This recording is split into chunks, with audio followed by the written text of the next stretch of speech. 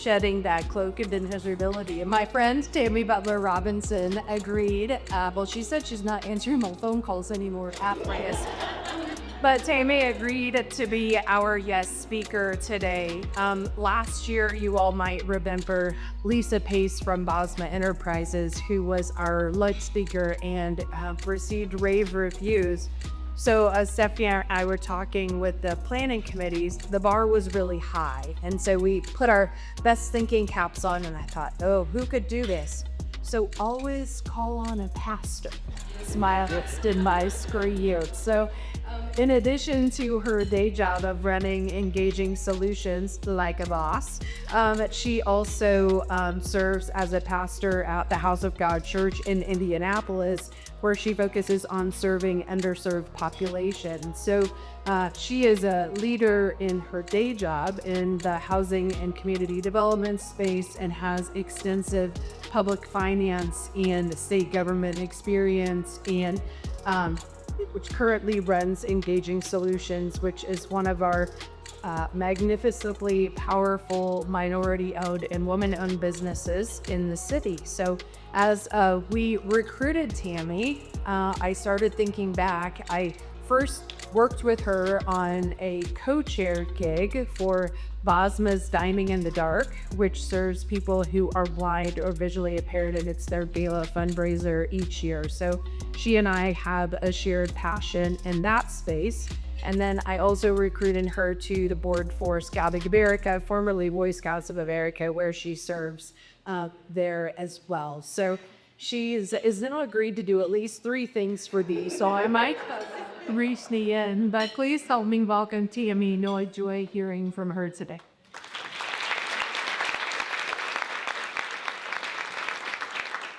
What a beautiful room of beautiful people. Good afternoon. It is such an honor to stand before you today, to look around this room, and I see powerful, driven, resilient women. Women who are building businesses, creating opportunities, and making an impact. And yet, I know the weight that comes with that journey. The late nights, the moments of doubt, the times you've wondered, is it worth it? I'm here to tell you, it absolutely is. Because what we build isn't just about us. It's about our families, our communities, and the generations that will walk through doors we kicked open. Yep. It's about legacy.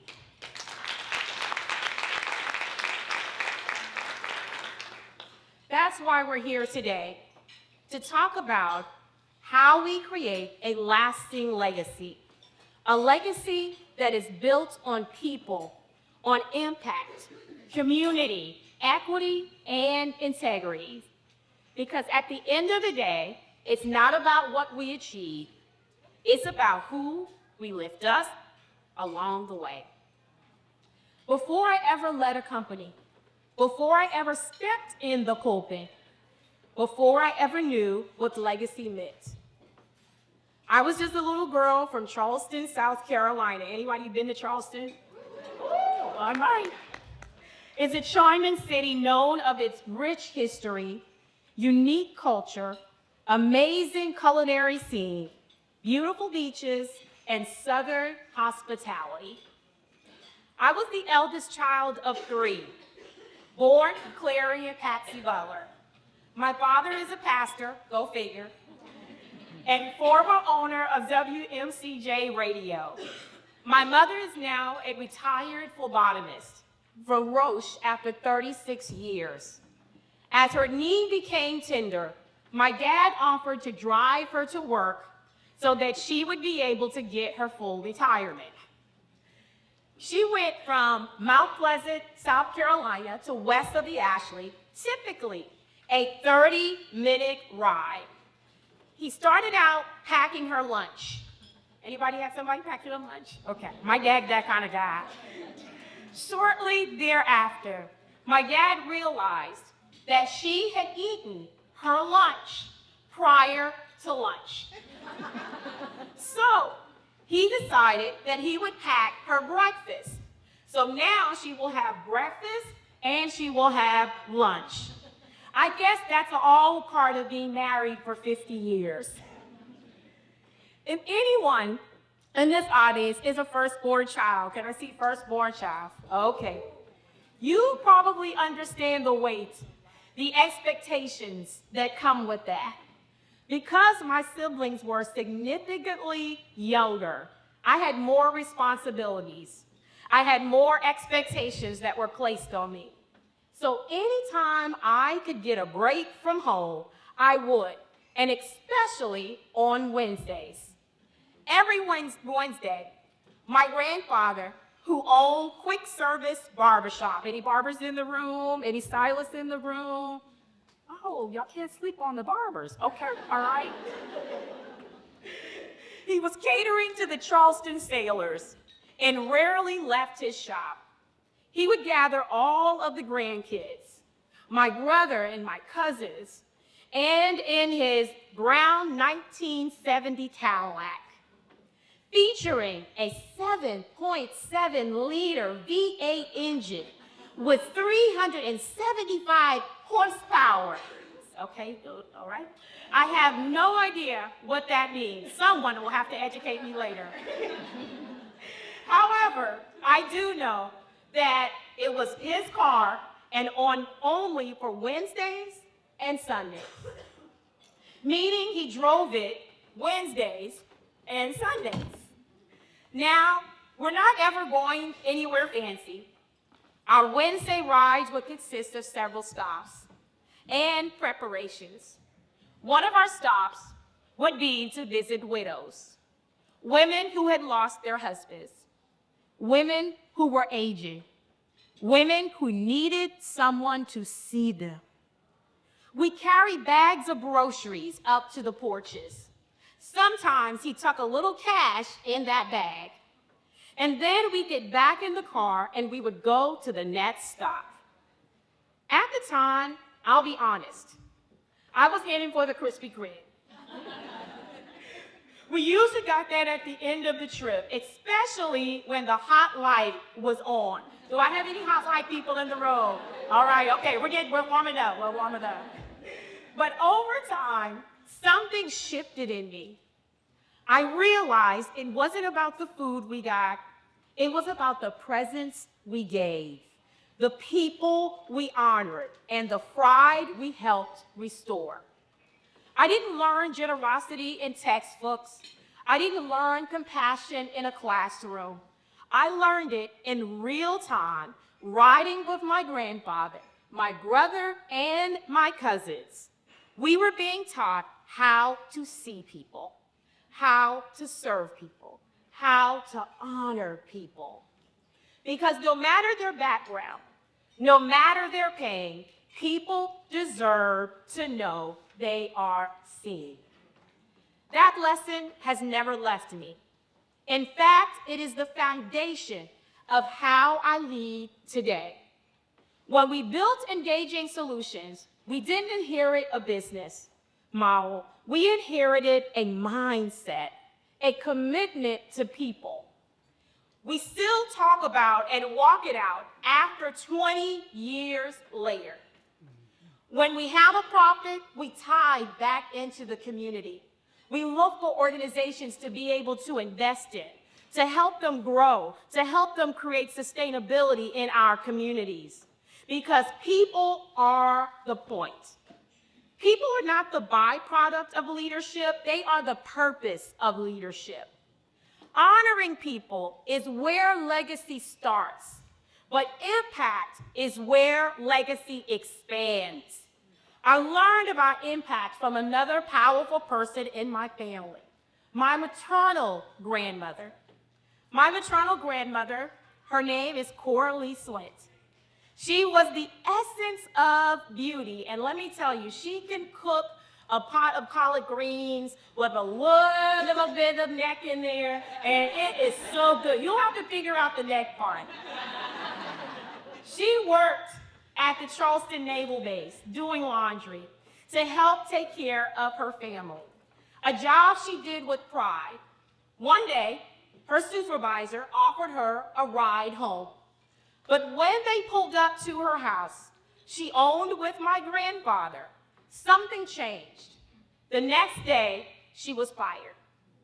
Not because she was late, not because she made a mistake, but because a Black woman owning a home in that neighborhood didn't sit right with her supervisor during those times.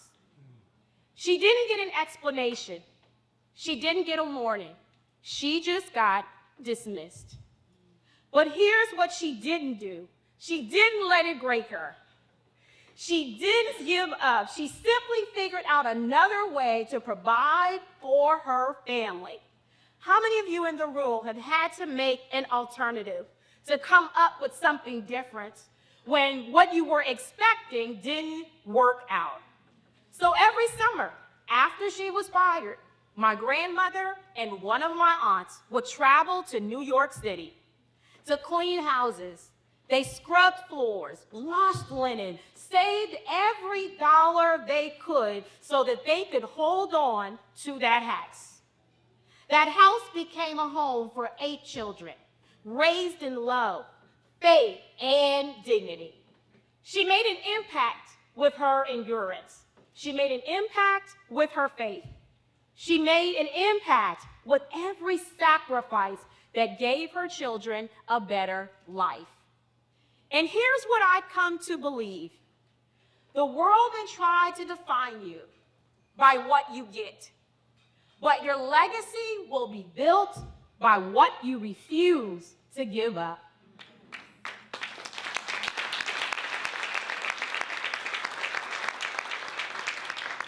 Some of you in this room know what it feels like to be underestimated, to be the only one in the room, to be told that you're not enough and that you don't belong. Let me speak directly to your spirit.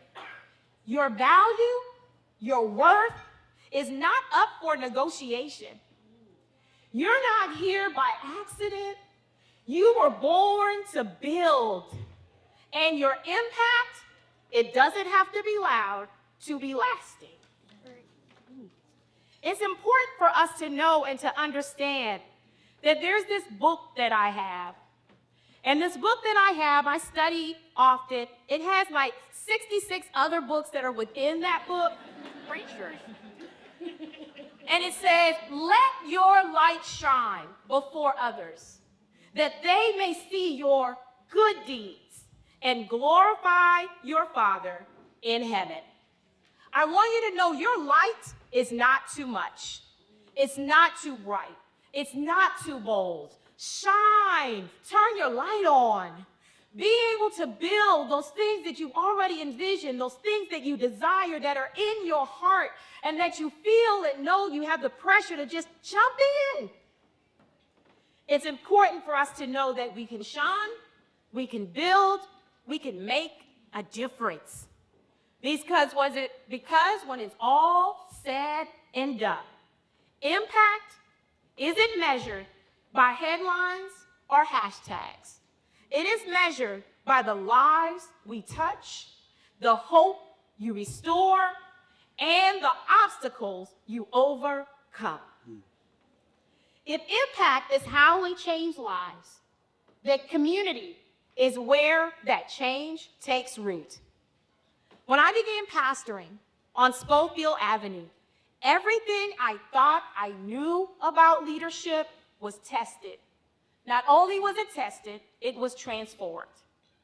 This wasn't a glamorous platform. This was the front line of real life. Mothers trying to keep their jobs while navigating public transportation.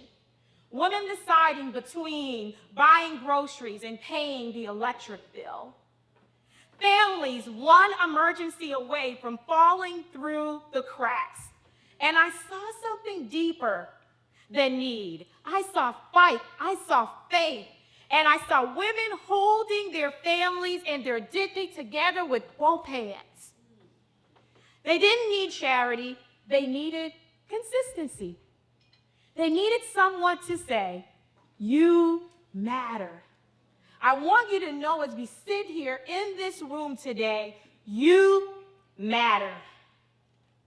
It's important for us to know and to understand that that is who we are. That it is important for us to understand that not only do we matter, but we are in this together. That's when it hit me.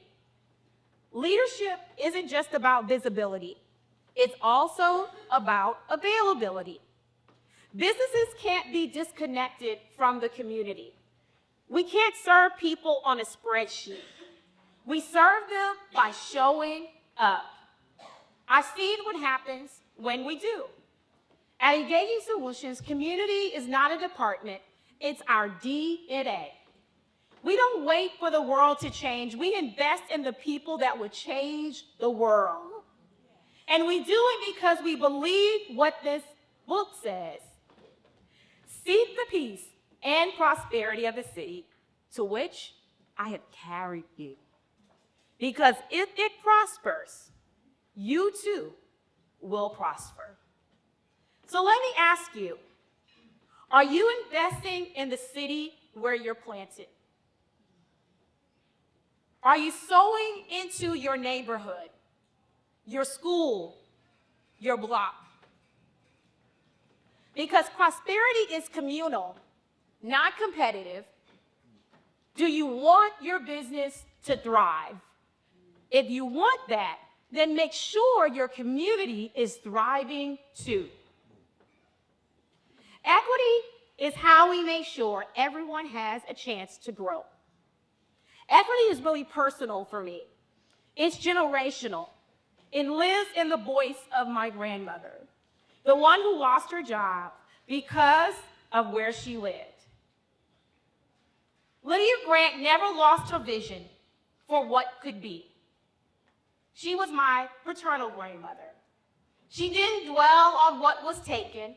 Instead, she looked forward and she looked us in the eye and said, buy land. Has anyone else gotten that before? Okay.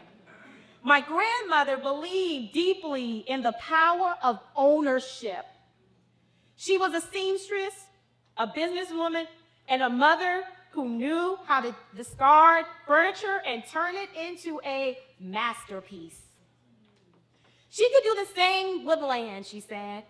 She said it over and over and over again. Buy land along Savannah Highway in Charleston, South Carolina. Back then, it was just a road and some bushes. She encouraged us to buy real estate when lots were as low as $1,000. Anybody remember those times? And she didn't just talk about it, she what? Lived it. As she lived it, today those same roads are lined with Whole Foods, Mercedes-Benz facilities, and high-end developments. She saw what we couldn't see. Yet, as she tried to show us how to invest in more than just the moment. When I was a little girl, she would take me on driving trips from New York to Florida. And let you know, we had to be all dressed up to get in the car to go on that trip. Back then, I didn't know she was teaching me to see what's ahead. We were thinking about the now, but she was thinking about the next. She wasn't waiting for equity, she was making it. Her story shaped mine. She taught me that ownership is power. When we own something, land, business, our voice, we don't just exist in the system, we influence it, we protect it, we pass it on. That's why equity isn't just something I talk about. It's something I live. And now as women, we get to carry the torch forward for our daughters, our communities, and our future. But how many of us are still waiting on permission to show up? How many of us are wondering if we're worthy of a seat at the table? Let me say this loud and clear.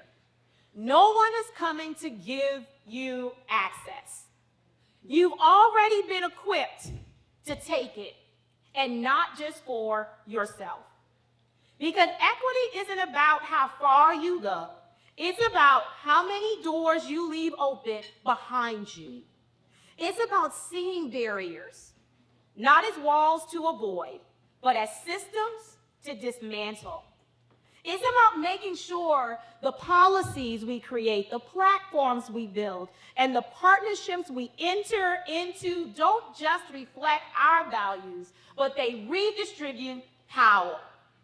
That's called equity in action, justice, mercy, humility. So ask yourself, and this is an opportunity for you to engage with your table. We're going to have a 2-minute break for discussion. The first question is, are you just rising, or are you raising others? Give yourselves a round of applause too. Being able to sow that seed into someone else. Equity means legacy. Legacy with a purpose. It also means lifting those as you leave and leaving space behind for others to lead to. I want to talk a little bit about integrity, because when you think about integrity, leadership is rooted in truth and in faith. This is amazing. You all went quiet. All right. And it's just measured by what you do when things are good. It's revealed by who you are when everything goes wrong. Let me be honest. Integrity will cost you something. It's not always the easiest path, but it's always the right one. I've walked away from contracts that just didn't feel right. I've made decisions that weren't popular, but they were principled. And at every turn, I held tight to the truth. Your name is your legacy, and how you carry it, it matters. Every year, the partners of Engaging Solutions would take an annual planning trip. One year, we traveled to St. Martin. I think, Patty, you helped us see a picture. Okay. A beautiful place to retreat, recharge, and dream about the future. The weather was perfect until it wasn't. Suddenly, the forecast shifted. The rain started pounding, the wind howled, the calm turned to chaos, and we were stuck. We were stuck in the middle of a natural disaster. Phone lines were jammed, the airport was demolished. I'm telling you the truth. We didn't know how or if we were going to get off that island. We were stranded. But that moment taught me something more about leadership and relationships. That any title I ever held, what got us out was integrity. It wasn't money, it wasn't panic, it was trust. Trust that had been built over years of honesty and relationships. Jessica Nicoloy from the National Association of Women Business Owners, Indianapolis, called to check on us while we were stranded. Jennifer King from the Novel Governmental Affairs stepped in and started making calls fast. Congresswoman Susan Brooks became involved. And then the former Vice President of the United States, Mike Pence, elevated the urgency of the situation. And then a small craft swooped in and airlifted us off of the island. We didn't just get out because we were lucky. We got out because people trusted us enough to act. And that trust, that influence, it was built over years of being who we said we were, consistently. Of telling the truth, doing right by others, and honoring our word when no one else is watching. Integrity is the compass that leads you when the map no longer makes sense. It keeps your name clean. your influence strong, your legacy whole. When we finally got to Puerto Rico, we were safe, but we were sure enough shaken. Our luggage soaked, our clothes mildewed and smelly. And you know what? None of it mattered. Because in that moment, we realized stuff fades, status fades, storms come, but integrity lasts. And here's what I learned. We weren't just responsible for getting ourselves out. We kept praying for those that were left behind. We checked on them. We donated. We stayed connected, because you don't leave others behind when you're lifted. Not if you're walking in integrity. So I'll ask you, when the winds start to blow, can your leadership withstand the storm? We'll give you 2 minutes to turn back to your table and talk among yourself and give examples of storm-proof leadership. Can your influence be used not just to elevate yourself? Can your influence be used not just to elevate yourself, but to save others? Share examples of how you've elevated others around you. Integrity isn't optional, it's essential. It's what makes your leadership real, your voice credible, your legacy unshakable. Let's not just do the right thing when it's easy. Let's do the right thing when it's costly, when it's hard. Today we have a closing call to action. We want you to be able to step into your power. So here's my challenge to you. There are signs that should be sitting at your table.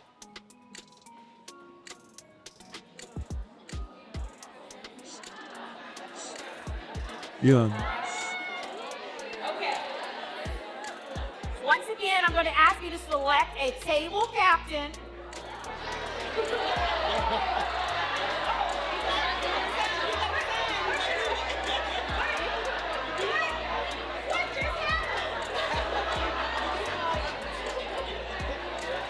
All right, forget the captains. We're all on equal ground.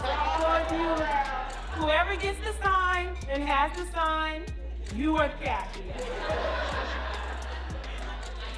All right, so here's my challenge to you. And I'm going to ask a series of questions. And if your answer is actually yes, then hold up your sign for your table. So you may want to, since you have some renegade captains in the room, make sure that there has been a consensus that has been built. Question number 1, will you commit?